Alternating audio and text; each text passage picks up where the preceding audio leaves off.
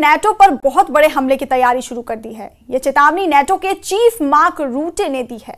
इस वार्निंग के पीछे प्रेसिडेंट ट्रंप का यूक्रेन को हथियार भेजने का फैसला माना जा रहा है। वहीं अमेरिका से हथियार मिलने की खुशी में यूक्रेन ने रूस में जमीनी लड़ाई तेज कर दी है, लेकिन अब पुतिन ने युद्ध में बोनापार्ट धमाके का सिग्नल दे दिया है।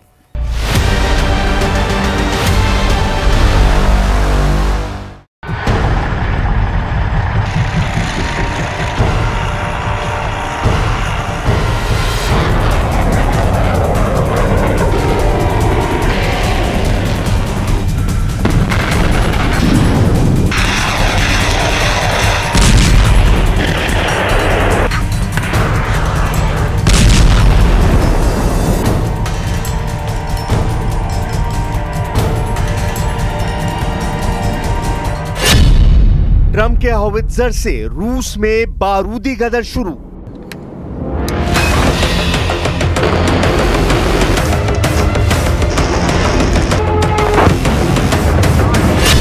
हेलफायर के धमाके से दहल गई पुतिन आर्मी।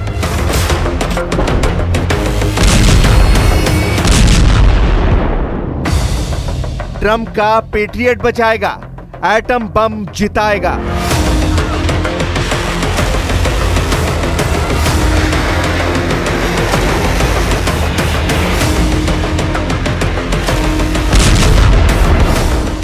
अमेरिका के हथियारों के धमाके से रूस की हार तय होगी।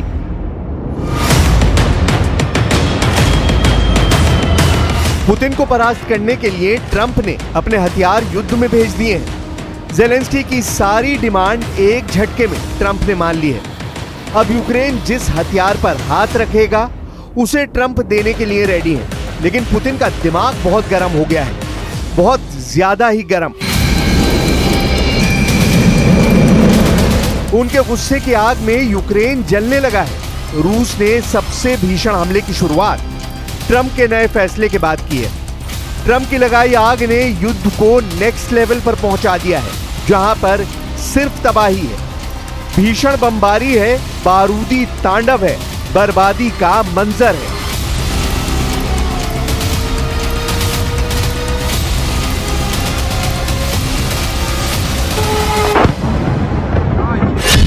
$728 ड्रोन से यूक्रेन पर मिसाइलों की बौछार।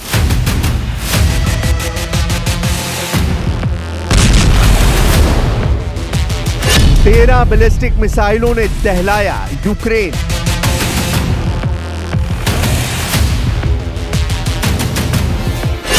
ट्रंप का ऐलान पुतिन से बहुत ज्यादा हूं नाराज।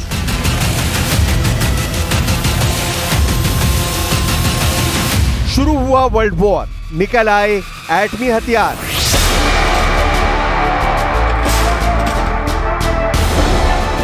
राष्ट्रपति ट्रंप ने रूस यूक्रेन युद्ध को खौफनाक बना दिया है। उनके एक फैसले ने पुतिन का पारा हाई कर दिया है। ट्रंप ने यूक्रेन को हथियारों की सप्लाई शुरू करने का जैसे ही ऐलान किया, रूस आपे से बाहर हो गया। यूक्रेन पर अंधाधुंध हमले शुरू हो गए।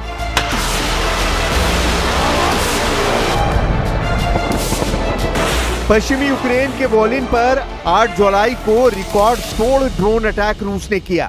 यूक्रेन डिफेंस फोर्स की जानकारी के मुताबिक रूस के हमलों में उत्तर पश्चिमी यूक्रेन के साथ पोलैंड और बेलारूस बॉर्डर पर भारी तबाही हुई। रूस ने लुत्स्क में यूक्रेन सेना के हवाई अड्डे को टारगेट कर मिसाइलों की बौछार की है।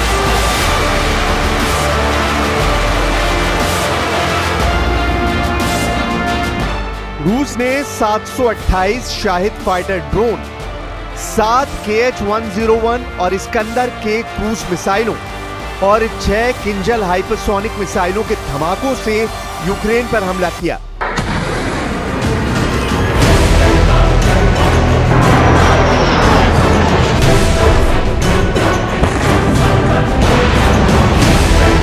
प्रेसिडेंट पुतिन को गुस्सा अमेरिका के राष्ट्रपति डोनाल्ड ट्रंप के बार बार के बदलते स्टैंड ने दिलाया है। कल तक जो ट्रंप यूक्रेन को युद्ध खत्म करने के लिए डांट फटकार रहे थे, जिन ट्रंप ने ज़ेलेंस्की को व्हाइट हाउस में विश्व युद्ध का विलन न बनने की सलाह दी थी, जिस ट्रंप ने पुतिन को युद्ध समझौते का वादा किया था, उन्होंने ही युद्ध में अमेरिका के हथियारों के भरपूर इस्तेमाल का ऐलान कर दिया है। पुतिन को ये बात बर्दाश्त नहीं हो रही कि आखिर ट्रंप हर दिन अपने फैसले क्यों बदल रहे हैं। उधर ट्रंप की नई वॉर पॉलिसी ने ज़ेलेंस्की की जान लौटा दी है। यूक्रेन युद्ध में एक बार फिर से वापसी का दम भर रहा है। ज़ेलेंस्की ने यूक्रेन के रक्षा मंत्री और आर्मी चीफ को अमेरिकी अधिकारियों से सीधे संपर्क में रहने के आदेश दिए हैं ताकि जल्द से जल्द यूक्रेन को अमेरिकी हथियारों की डिलीवरी मिल सके।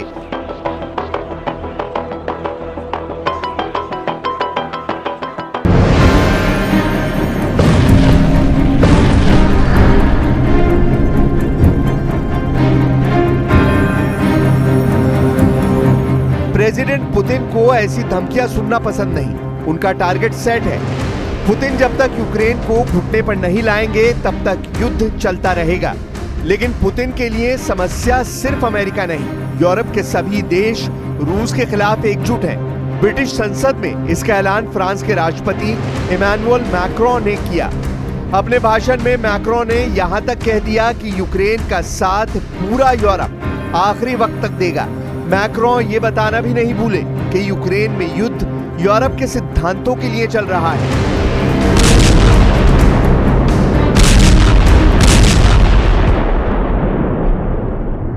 We will fight till the very last minute in order to get the ceasefire, in order to start the negotiations to build this robust and sustainable peace. Because this is our security and our principles together which are at stake in Ukraine. This is the possibility of a Europe in peace. Our generation did enjoy during the past decade, which is at stake in Ukraine. Nothing less.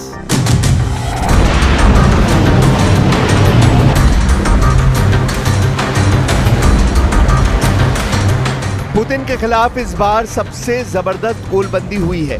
America और Europe की सभी ताकतें रूस को surrender करवाने के लिए युद्ध में उतरने जा रही हैं।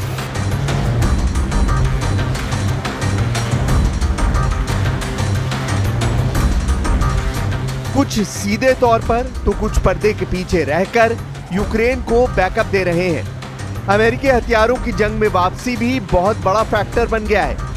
सुपर पावर के जंगी लड़ाके दुनिया में बेजोड़ माने जाते हैं। नेटो फोर्स इन्हीं हथियारों के दम से अजय मानी जाती है।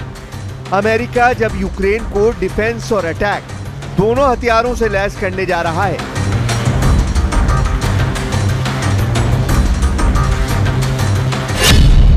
जिसमें पेट्रियट एयर डिफेंस सिस्टम होगा, NASAMS air defence system, HIMARS multi rocket system, 155 millimetre वाले तोप के गोले, F-16 जंगी जेट की मिसाइलें।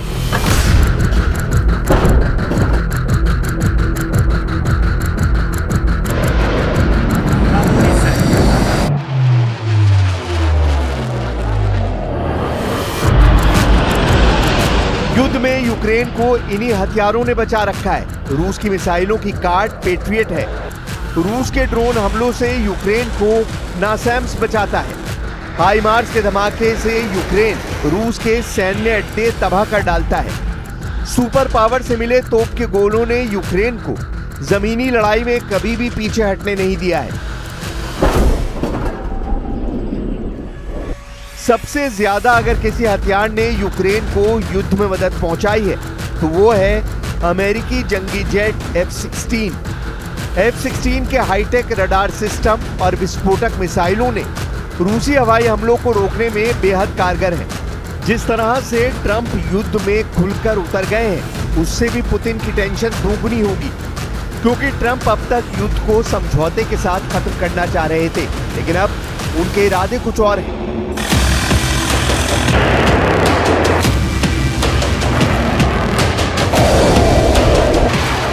हालांकि जब भी युद्ध समझौते की बात हुई, पुतिन ने वेलकम किया। उन्होंने ट्रंप से भी पीस डील करने की कोशिश की, लेकिन पुतिन की शर्तों पर युद्ध विराम के लिए ज़ेलेंस्की तैयार नहीं हुए। तुर्की में कई दौर की बैठकें भी बेनतीजा रही, जिससे भड़के पुतिन ने पूरे यूक्रेन पर कब्जे की धमकी दे डाली है। रूस अब अपने इसी मिशन को कंप्लीट करने में जुटा है, जिसके लिए ड्रोन और मिसाइलों से यूक्रेन के शहरों को जलाया जा रहा है। यूक्रेन भी रूस पर पलटवार करने में देर नहीं कर रहा।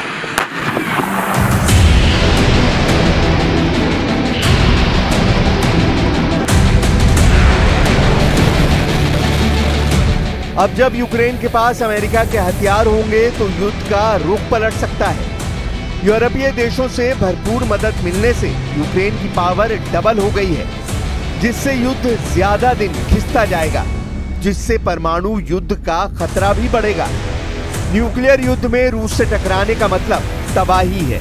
पुतिन के पास दुनिया के सबसे ज्यादा एटम बम है, दुनिया की सबसे खतरनाक मिसाइलें हैं। युद्ध का ये दौर ना आए, इसकी कोशिश में ट्रंप जुटे हैं। ट्रंप पुतिन को धमकियों से डरा रहे हैं, लेकिन ये धमकियां यूक्रेन पर भारी पड़ रही हैं। रूस के घातक हमलों से यूक्रेन में त्राहिमाम मचा हुआ है। यूक्रेन को जब तक सुपर पावर के हथियार नहीं मिल जाते, तब तक ज़ेलेंस्की सुकून से नहीं रह सकते। और देश प्रदेश में